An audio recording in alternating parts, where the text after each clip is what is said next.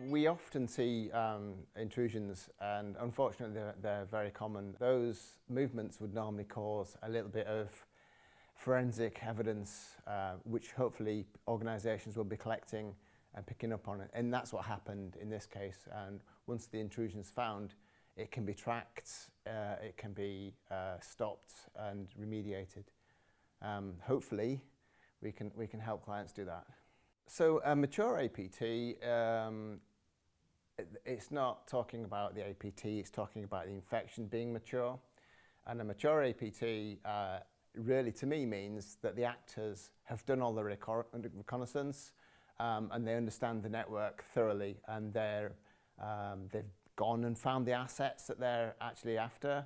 They've probably exfiltrated them, and they're probably just doing a care and maintenance job, making sure their foothold in the network is secure, they haven't been found out, and they'll visit regularly just to make sure that their credentials are still active and they can move about the network and continue business as normal for them. These attacks can be very dangerous. If you think about what assets you store on all of your systems that are connected on the network, they're basically open for grabs. So if you've got intellectual property, that's probably a good candidate for somebody to find and use against you. If you've got very few assets, maybe the security overheads aren't worth it. But for most organisations, they probably want to protect themselves against this kind of thing because the assets are worth so much to them. They need to protect them. The best thing I can advise for people is to talk to experts about how they plan their networks, about monitoring. People will make mistakes. They will click on links.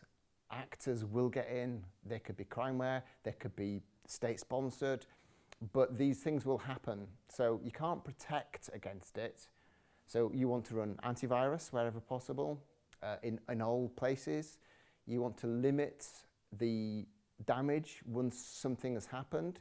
So compartmentalizing the network where possible is a good thing to do. Limit credentials, domain creds in particular, gold dust for the attackers. So if you can protect those accounts, maybe change where people can log on from, put in place monitoring solutions, so where those credentials are used, it can be tracked. And then if those credentials are used and it's tracked and it can't be tied back to a real use, you can detect that.